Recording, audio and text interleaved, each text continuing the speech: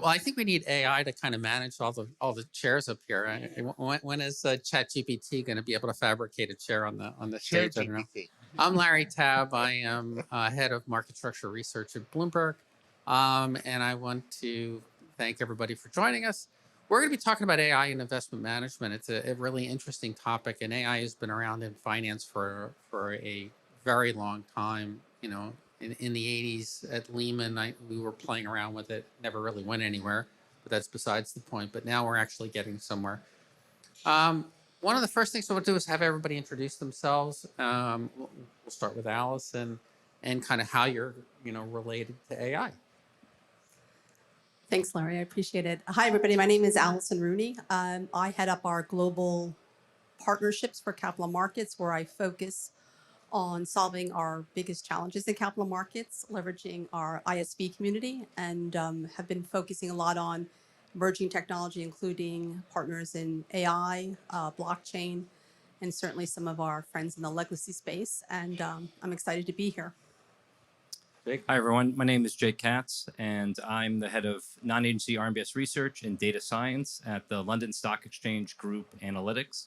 I've been interacting with AI throughout my entire career there, in the first capacity through improving our data flows and our disparate data capture, in the second capacity generating metrics, data-driven metrics for sale, and now with the explosion of large language models and chatbots, with actually increasing the efficiency and comfort around user workflow.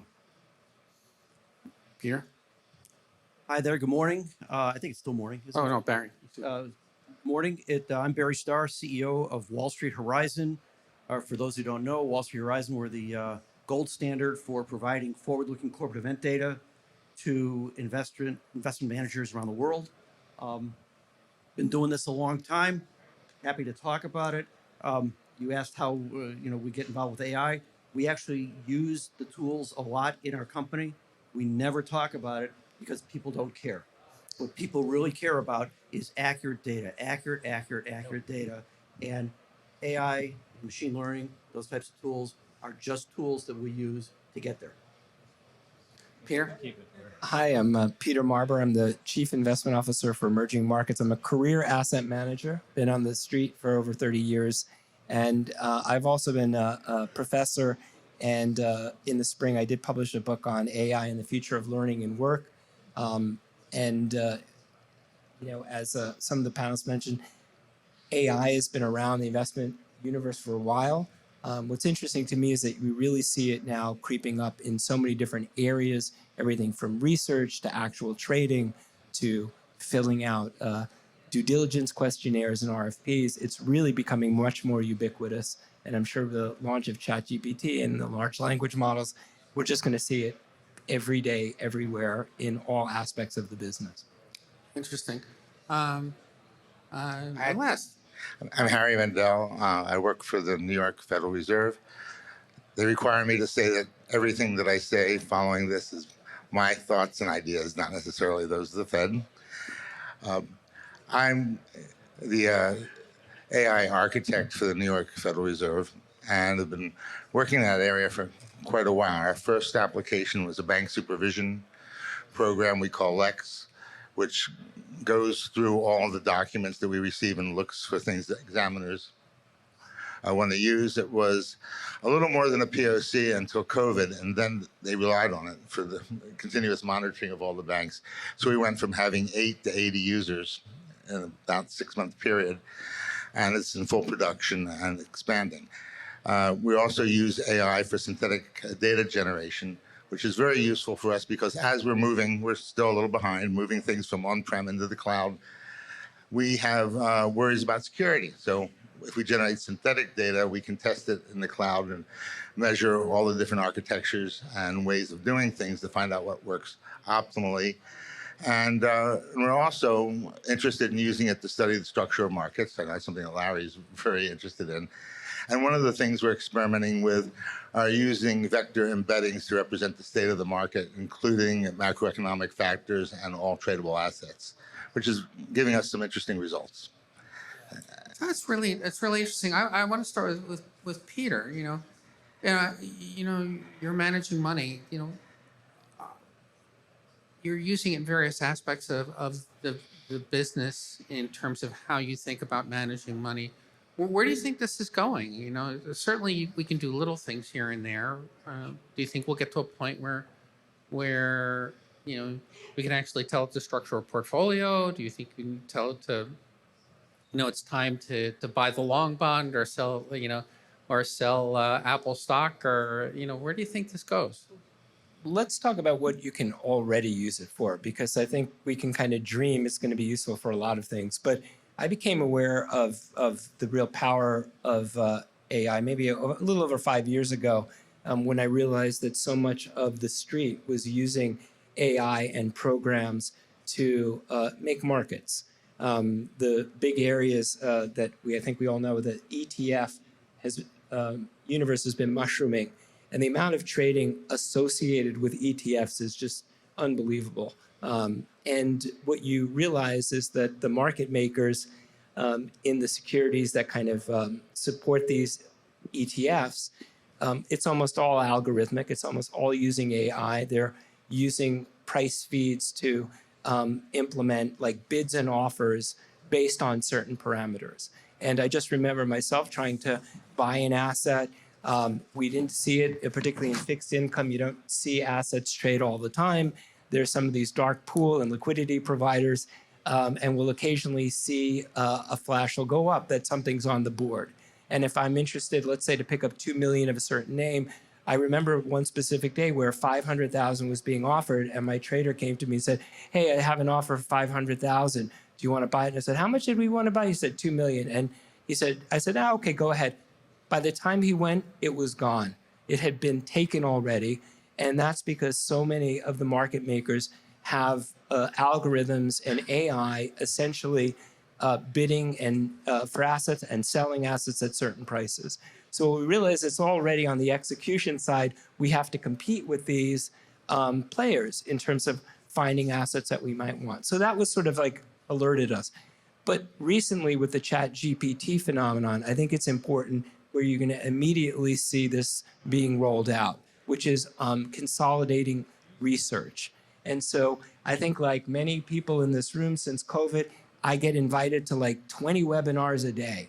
I cannot physically make 20. I can't even do, a quarter of them. But what you can now do is record them. You can actually have it being transcribed, and then you could have it all summarized by a variety of AI products. And so what that absolutely allows you to do is synthesize enormous amounts of data that you just could not humanly do before. Now then the question is, can we bolt all of this purported wisdom? And of course, what we learned from these webinars is it's like a 90-minute webinar gets boiled down to about 1:45 worth of actual content. usable content. So it saves a lot of time, but eventually you'll be able to maybe analyze this webinar data that you're getting an opinion with market movement and seeing if there is actually some correlation or any of it could be useful to make some predictive investments. But you're already sort of seeing little bits of it already, processing information, saving you time, and also executing much faster than a human could execute. Yeah. Harry, you talked about synthetic data. Can you kind of, go in a little? Is this just trying to synthesize, kind of replay history, kind of change it a little bit so that you can kind of test and back test and put trading models under pressure or something like that? Or I don't quite understand this whole idea of synthetic So data. there's two tracks that we're taking. The immediate track is really simple, and you can almost use ChatGPT out of the box for it. So you can describe what you're trying to do. You can have a bunch of people transferring money between banks and explain to them what the forms are, which, by the way, surprisingly knew the forms for SWIFT already and what the fields were. And you say, make up a bunch of names, a bunch of transactions between $1 million and $100 million, and generate 100,000 rows. And boom, we get it. Then we can put in patterns for money laundering. And For like test data and stuff like test that. data. Now, so that's one track. The other track is more complex, where we actually want to capture all the interrelationships between the assets. So for that, we tokenize returns and we normalize them. Say the simple way would be dividing by their average volatility, but there are better ways, but I don't want to get too complicated now. And then you can get a string of tokens which represent, say, closing prices for the day if you're doing daily data. And that could be several thousand wide. And then you can train a transformer, which is the same technology behind the large language models, to guess what some of the data is if you mask it out, just like they train ChatGPT to learn language. And then it produces believable market simulations. It won't produce something which is like a random number generator would, where things didn't have the right correlation structure between them. But the data looks more reasonable, and you could kind of Yeah, not put only in surveillance tools and things like that. exactly. Not only does it look reasonable, it looks so good that I showed it to some of our markets people, and they actually think it could be used for prediction. So, it's exciting. Interesting. Alice, let me bring you in here. You're working with a lot of your clients at Google, and what are some of the things that you're seeing? Yeah, thanks, Larry, and thanks everybody for all your insights. So obviously we're really the infrastructure of a lot of what our customers are doing. So a big area that we're really focused on, sort of twofold, is really creating an exchange for data. So an environment where our customers have easy access or more access to data. So you can come and use our data sets across the exchanges, customer data, and a really kind of a diverse exchange environment for data. And then obviously overlay that with auto machine learning, a lot of the AI that we offer to help with your analytics. So it kind of creates sort of a democratized environment for your data. So on both sides of it, we have the exchanges and venues who are customers, the large exchanges. Obviously, we have a lot of sell side and buy side customers, and this kind of creates an environment where all of these participants can leverage and use multiple data sets. And this include retail data sets, geospatial, store buying, everything. So it's I think it's something that we're really dedicated to, and we're really evolving, and that's part of what we're trying to do here is create that sort of democratized environment for everyone to use. When you have all that information, let's just say in some sort of Google store storage mechanism, I assume the the golden ring is to be able to intersect those data sets together and mix geospatial and all sorts of different market data together to try to you know interpret or understand it. How far are we there in terms of doing that? Yeah, that's a great question, Larry. I think a lot of our customers, certainly some of the big buy side firms, are very interested in that. And they certainly saw Google, particularly in this analytics hub environment. So any of our customers that use BigQuery, which is sort of the foundational data play, can actually provision and access that data. So a lot of the buy side firms very early on saw the customer base that we had, the kind of data sets that were available, and they've been doing those kind of overlay analyses for some time now, where they're looking at geospatial, they're looking at retail, buying habits, as well as some of the traditional data sets that you'd buy from some of the large exchanges. So it's become, I think, a very rich environment to, kind of play around and then bring in the AI to kind of overlay, which everybody's been saying it's been on Wall Street for a long time, but I think some of these buy-side firms are really kind of perfecting that intersection. Interesting. Hey, Jake, let's bring you in here. You're certainly, worked for a super large exchange. That's true, and we I don't know if the audience is all that familiar, but we purchased Refinitiv, so all of that collection of data flows are part of our offering. Actually, to Allison's point, I'm not quite in that business, but I think our creation of data is in some ways outpacing our ability to understand that data, describe it, to even incorporate it into any sensible analysis. And a layer of AI is really about compressing and simplifying it and making it tangible to us. So that's just a follow-up to your point. Back to what I do for a living. Actually, here, give me a slightly different prompt, because is that what you want me to talk about? I don't want this to just be a plug for the London Stock Exchange No, group. I think we want to work through everybody, and then we'll get more towards more targeted questions. But like, the question is, what kinds of things are you doing at LSEG, in the AI space, and where do you Sure. see it headed? Sure. So several years ago, we incorporated, very heavily invested in natural language processing to clean up a bunch of our data flows. This is a relatively low controversy topic. Clean data, everyone's happy with it. Some of these techniques are about generating alternative data, unlocking new data sets that we could potentially sell. A couple years ago, we really experimented on with our fixed income platform. Can we actually sell the output of some of these models that are not econometric in nature, that have low explainability or explainability along the kind of the AI standards that a lot of people aren't comfortable with? And the answer still is, in the fixed income space, it's pretty hard. And then now everyone wants to, large language models are the new shiny toy. I don't know if in 2 years from now that hype burns out, but I do believe a design pattern of co-piloting, where a large language model assists your everyday workflow, that is going to stick around and be very impactful. And we're working towards enabling our flows, our tools, our products to have that interface. Barry, when you start looking at large language models, what does that mean, kind of in relationship to some of the things that Peter was talking about?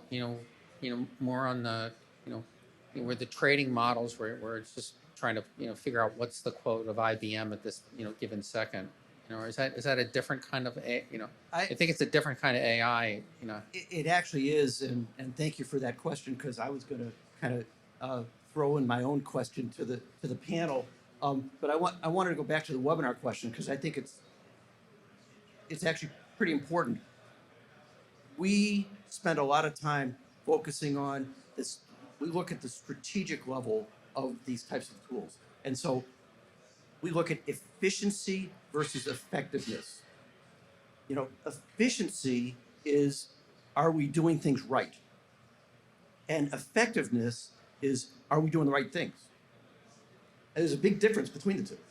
So in your comment where you're talking about all the webinars and how you can't go to all the webinars, right? Efficiency, using the technology to be more efficient, is being able to take these 2-hour webinars and knocking them down to 90 seconds worth, or writing them out or transcribing. But the more strategic side of it is getting the technology to say, which ones do I have to really listen to? Yeah, well, that absolutely is the case. And what's interesting is, for the time being, like, you still want to have, I think Jake, you called it a co-pilot, right? So you want to have your sort of AI tool, but you're going to want to have somebody there to say, actually, looking through this was important in this webinar. Most of this webinar was not that important. This one was important. And then be able to somehow build that into your LLMs, right? Trying to be able to have some kind of filtering, human filtering, which will help you even further. So yes, now you've got these 20 webinars that have been boiled down to a couple of minutes each. But then the real question is, are any of them any good? Where really is the value? And then also sometimes you might want to then take the time to sort of go back to the source and actually say, like, is it completely explaining it the way, is the AI explaining it the way I would maybe understand it? So this process, I would imagine, is going to take years to kind of keep ping-ponging back between, is it effective? Is it getting better? I'm assuming that the technologies really are there, have the ability to kind of improve, but they really do need human intervention for the improvements. I agree completely. And to get back to your question, Larry, about large language models, it all depends on what's your data set. Because data sets are different. And how do you know, as a PM, how do you know what data set is being used to come to the decision on which of these things to listen to, or which security to get into, or which security to get out of, or whatever? Those are big issues. Is the large language model, is it all free data? Is it copyrighted data? There's an ethics level. Is some of it non-public information? That's a good one. That'll keep all your compliance people happy for a long time. So there are all kinds of different nuances there. And, I forget the beginning of your question, but I'll stick with him, is that I don't think you're ever going to replace the human. You're going to use these technologies to support the human decisions, but I don't think you'll ever replace them. Yeah. Allison and Barry, or Barry, Allison and Jake.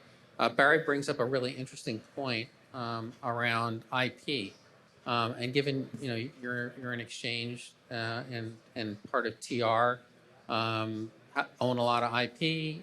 Allison, you've got a lot of technology that's looking at it. How do you start thinking about managing that? Clearly, I would assume that if I run a model that uses Refinitiv data, you'd like to get compensated for that. Allison, you want to try to democratize this as much as you can. I assume that becomes an issue. If I can't get access to Refinitiv data, then how does my model work? I don't know. I don't think Alice and I are necessarily in total conflict. I mean, you also sell compute, and there's technological ways to kind of protect our IP. This question comes up all the time. Clients don't want to, they don't want to share their special sauce. They don't want to share their positions. They don't want to share their analyses. Yet they want a lot of services around them. They want efficiency. They want debugging that's very fast. And it comes back to, well, tell us what you ran and how you ran it. So we use a lot of on-site, off-site. We use a lot of client deployments, and we lean on technology to kind of protect IP. There's some give and take. As these large language models proliferate, the more data you feed it, the more precise it's going to get. If clients want that kind of precision, they're going to have to, in some capacity, share their data. Yeah, the Federal Reserve is concerned about this. It's one of the issues which come up when we talk about using language models. We have a communications and outreach group that is very determined to use them, because it takes them a lot of time to translate something from our economists blog. We have something called the Liberty Street blog, where we have these detailed economic papers, and they would like to change it to something that looks like a weather forecast on our website about the economy. And we did this, and we had to convince people that we weren't taking IP from anyone, because the blog originated at the Fed, and the only concern was when it was translating it to simpler language, would it borrow from something else? And we looked over it and we were convinced that it was okay. But in general, it's a problem. If you wanted to publish something and you wanted to ask a question and have it create an answer, where did that answer come from? Sometimes the ideas can be traced back to sources. So this is why they're interested in more of the, the RAG paradigm, the retrieval augmented generation, where you can see where the ideas are coming from. And in that case, you may, for IP, have some kind of, payment or compensation system put in place. We were sort of joking about this the other day and said, well, maybe Amazon should have a service where you could put any book you have on your Kindle into their RAG for questions and answers. But somehow this will have to be worked out. Allison? So obviously for data like Refinitiv or any of the big exchanges that want to list it, that's obviously a permission-based activity. So both on the side of the provider of the data and then obviously the recipient. So you have to be given, provision, to have that access to that data. But I think that you also really raise a great point here, Larry, is around governance and a real commitment to governance. And I think that continues to be is going to continue to be a topic around both the data sets and accessibility to that, as well as obviously as we go forward in AI, is because that trust in data is the foundation of all of this, and the for both the buy side, sell side, and then obviously all the cloud vendors, the hyperscalers, as people call us, to make sure that the integrity of the data is, and we have, we also have the strong governance and process. So I was talking a little bit about this exchange that we have called Analytics Hub, and I think it's definitely a multilateral kind of commitment to the quality of the data being provided and a governance. So I know all of us who came from the street. I was a trader, obviously we're all very, tied and wedded to our data, but the commitment to the governance around that, I think, is really essential in the coming years, and really having, I think a commitment to not only the technology that provides that, but to leadership that believes in that, because I think that that's going to be really the foundation for all of us to trust one another as we move forward. Peter, I assume that's got to be really important when you're making an investment decision. If I'm asking ChatGPT to do some analysis, you kind of want to know if it's some Joe Schmo putting out the information or somebody who actually knows what they're talking about. I don't know. Well, this is interesting because this question of democratization, like you might have a tool like ChatGPT that everybody has access to. But at the end of the day, these models all work off of information. And a lot of the information that we get is proprietary, right? We pay for it. You happen to work for an organization that's quite protective of the information. Yeah, I think we and are. Can you imagine how any model that would make some financial predictions, if it doesn't have access to your database and all of your information, how accurate or good can it really be? And so at the end of the day, these models have to feed off of information, and the quality of the information really is going to determine how good the model is. And so, as much as we talk about democratization, I still see it as more this kind of arms race where we're going to have the biggest asset managers, the most profitable ones, have access to a lot more information than, let's say, a smaller manager. And so, you do worry about this sort of tyranny that incumbents might have, particularly as asset management becomes a more consolidated industry, is that you really may not be able to democratize. In fact, it might become a very undemocratic environment, particularly for individuals who will never be able to have the resources to be able to make the kind of decisions that we think these AI systems can do. They won't have access to the information. They already don't have access to a lot of this information, but you can imagine it only getting worse in the future. Harry? Yeah, I was going to say, specifically, since you brought up Bloomberg, Bloomberg does protect themselves for this. They have a product that I wanted to train a model on, and it was called their Events News Alert System. It's a very premium system already. It's quite expensive, so only elite funds can afford it. And when I told our legal department that we were going to try training a model on it because we wanted to see, how tradable the information was and do some analytics, we had limitations of what we could do contractually, and we ended up not doing it. We evaluated it and found that it was quite useful, but couldn't be used for training. So you can buy it if you want to use it, and I think that's fair. I mean, I was a little bit annoyed at the time because I was looking forward to using it, but There's some really interesting parallels going on here. I think when I think many of you were around when the internet kind of started out, and everybody thought, oh, access to the internet, that's going to break down a lot of the silos. It's going to democratize the world, and you're going to have all these different websites, and each one is easy to get to as the other. And what do we find out? It consolidates back to the Googles or to the Charles Schwabs of the world or to the large players in this whole idea of democratization. Actually, I wouldn't say it doesn't work, but this, I think people like brands. People, trust is still important. We trust Google, we trust Amazon, we trust Charles Schwab or whoever, and I don't know. Jake, looks like you want to. This does seem to be the natural tendency. There's a very large infrastructural layout, a huge investment that these companies need to make to sustain and provide these services, and it's going to consolidate. So I don't see a force that's going to break it up necessarily. And even if there's some disruptor, they'll very quickly be absorbed by one of the dominant players to capture that rent. I'll take the contrarian view there, being the small vendor, the small boutique vendor. I disagree that more is better. I do believe that better is better.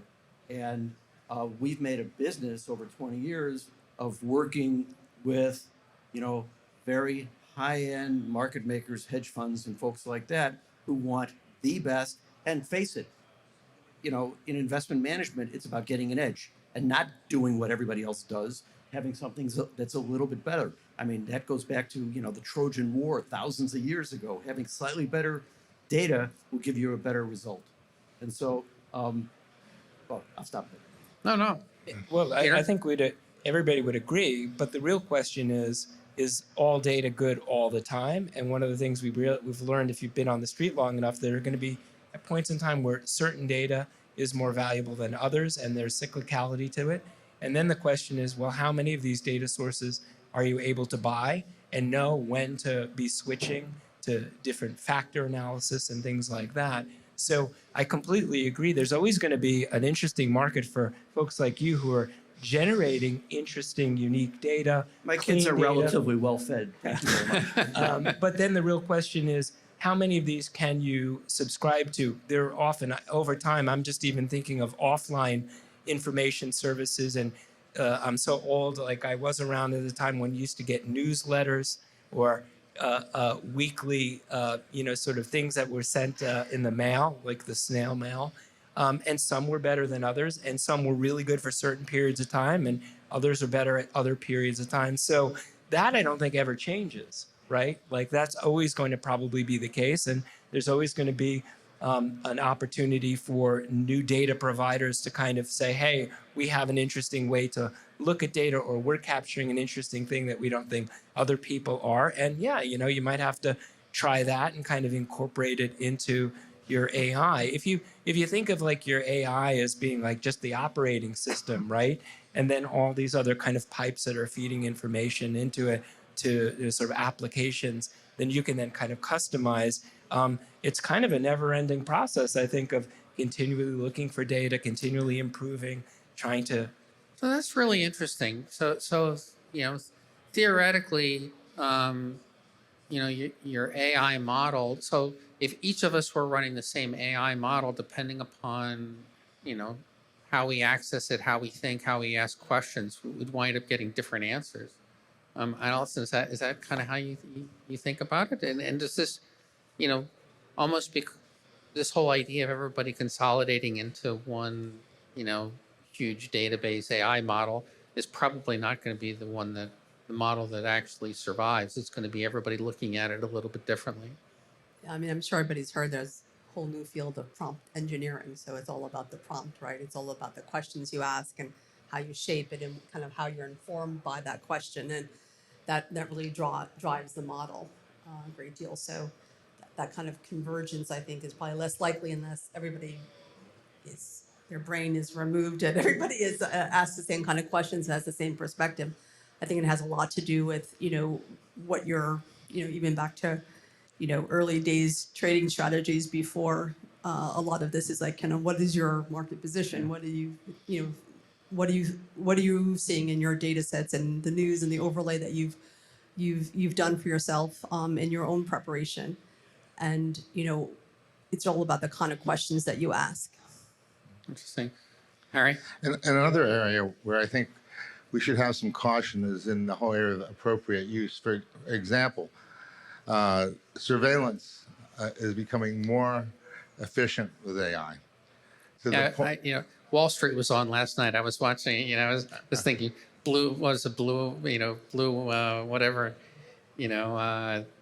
like Endicott's, whatever paper, it's like. I didn't see that, but what I have been hearing people talk about is being able to follow companies both by the general social media postings of their employees and segregating it by company, as well as looking at C-level. And for example, you could monitor executives at a pharma company that has a drug that's gotten back an answer from the FDA, but it's still secret.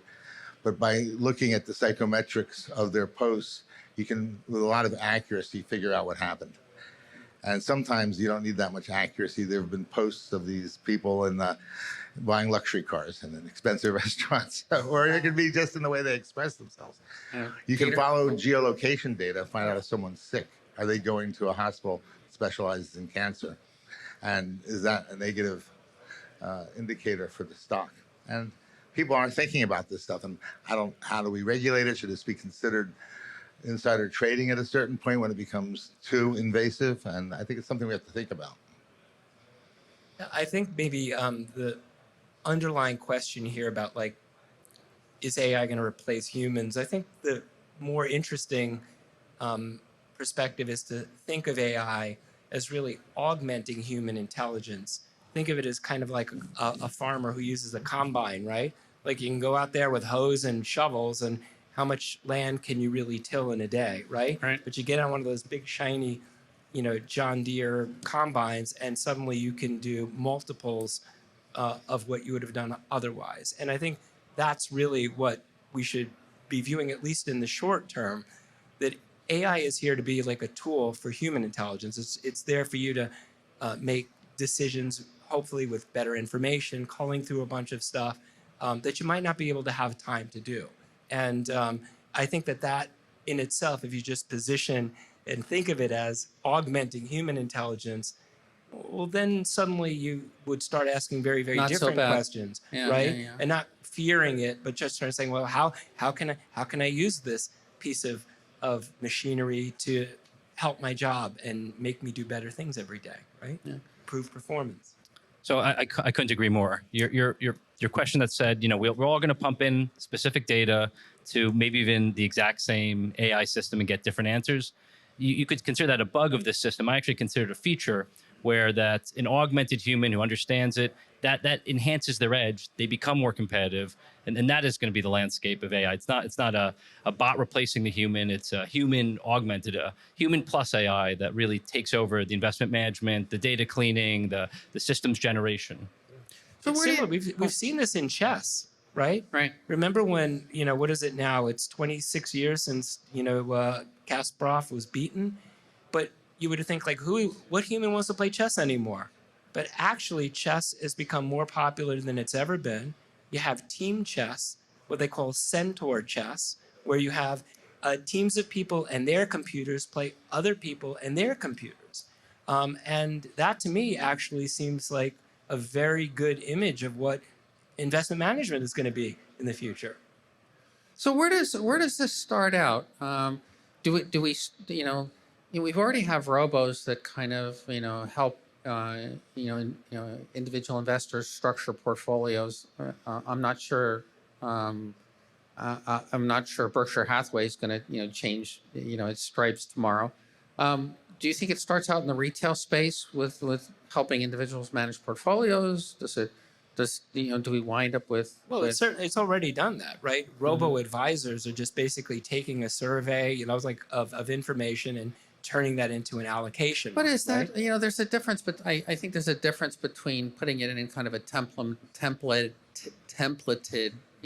format and a kind of more sentient object or whatever, figuring out how Allison or Jake or Barry or portfolio should be different than each other. Well, it's primitive, but we do you have little glimpses of how it could function. I mean, people have been using optimizers, right? Mm-hmm. But optimizers always have to be optimized to something, and that's always the human input, right? So you have an optimizer that's basically augmenting the decision-making process, but you sort of still need a human to say, I want you to optimize for yield or volatility or a variety of things, right? Barry? So if you look at this at a market level, it's not any different than ways technologies get introduced into technologies in general. You start on there's an info on the bottom side because it's pretty simplistic types of applications, and you come in from the top side because they have all the investment money to go and spend on it, and you kind of and the applications begin to pop out and the use cases begin to pop out on both sides, on the low end and on the high end, and it's the middle. It's the second tier that it tends to be the last one in. I read an article yesterday, the day before yesterday. I forget where it was. Maybe on Bloomberg. Who knows? I don't know. But the gist of it was that they let these AI models loose on simulated trading models, and they wound up doing nefarious things. Like it realized that if I can, you know, pump this up or spoof this and do that. Harry, I assume, being, kind of working for a regulator, that's gotta, kind of worry you, or I don't know. Yeah, I mean, it comes up with people right away. I used to work in high frequency trading, so you figure you can push the market a certain way. The first trick people learned was to cancel orders. And Right. then they all started doing this. And then I was working both trading and in technology. The company said, well, can you give us one button to do that? And they wanted to have algorithms. You wanted the spoof button? Yeah, exactly. So we gave, they call it the monster button. But anyway, and then there are rules against it. So the regulators come out after the fact and say, you can't do this, you can't do this. And hopefully you can limit that kind of behavior, because certainly the trading firm, unless they change the law, still has to be responsible for the trades they do, whether it comes from a machine or from a person. But I think what will make a big difference isn't that, but being able to understand the complex interrelationships between what's going on in the market. When I was a quant, which I did for over a decade, we would try to figure out some relationships. The first thing that was really big was the whole stat arb and mean reversion thing, and then it got more complicated from that. But at a certain point, you couldn't handle more complexity, because both your brain as well as the equipment that you had, there was too much of a data problem to capture interrelationships between everything. But this is the promise of machine learning, that it can be exposed to data and it can pick up those complex interrelationships. And people are experimenting with it. I'm not saying it's effective yet, but I think it's got a lot of promise. And I think that will lead to a more sophisticated trading pattern, particularly if you combine that with other things such as automated, sort of shredding of all the SEC documents, like the 10Ks, to develop supply chain interrelationships and so on and so forth.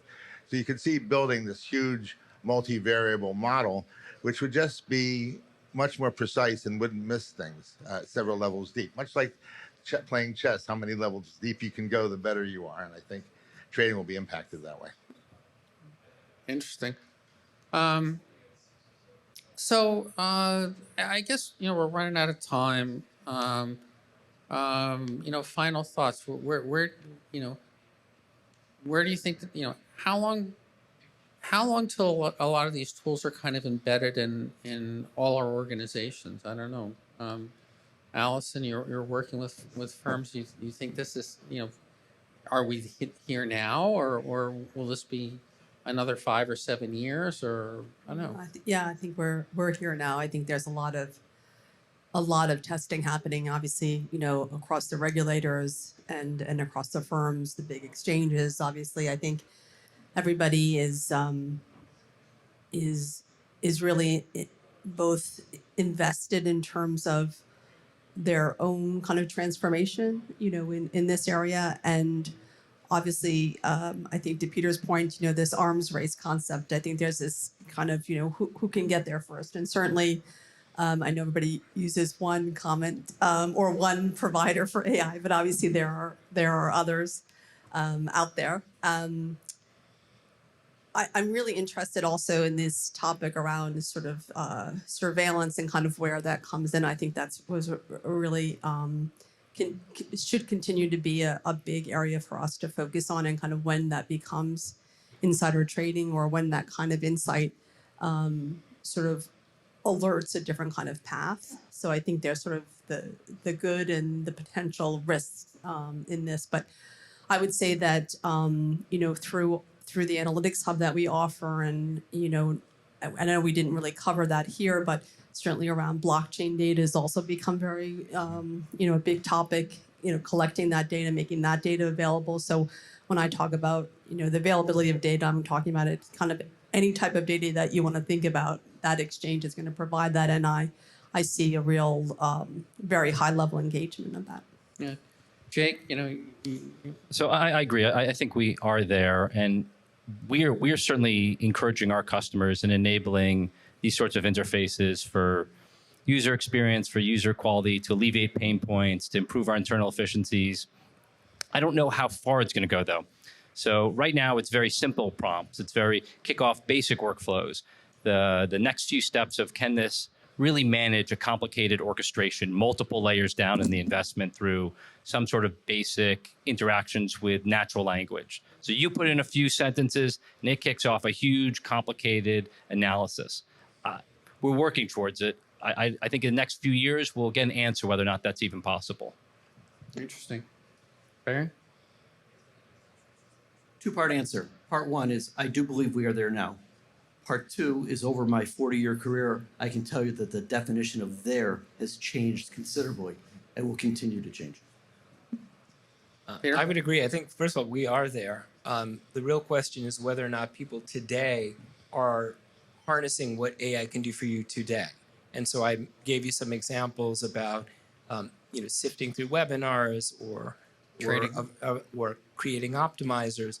But what it really says is that the way that we've probably been staffing in the investment management space needs to change. A lot of teams would be far more valuable if they had coders on their team embedded in what they do with their domain expertise than hiring another 2 analysts to cover different markets. You really do want to figure out how can you start thinking about using AI to help you do what you do every day. Interesting.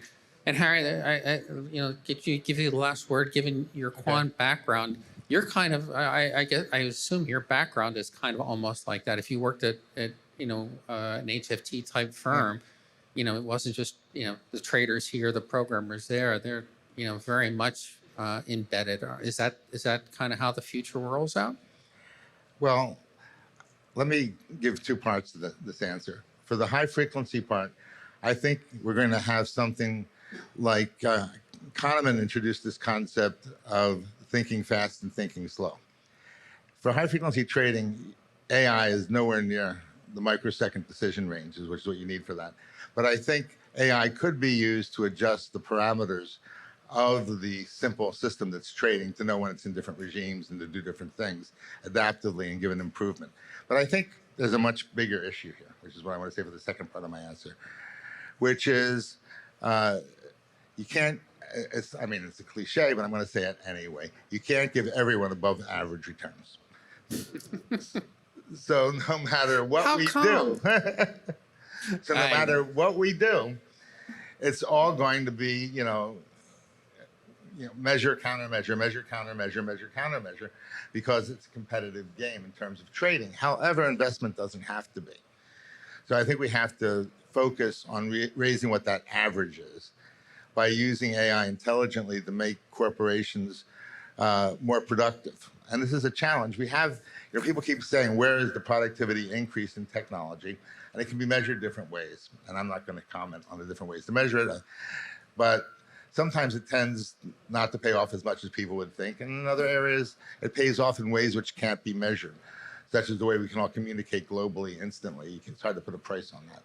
And then if you put a price on that, what it costs to make a long-distance phone call, when I was a child, it would be in the trillions, right? But Exactly. so it's hard to say, but I think we need to focus on just making things better with AI and producing more useful things that people need and improving the quality of life. And with that, I think we are out of time. I want to thank my esteemed panel. Thank you, Larry. That was a really good discussion. Thank you.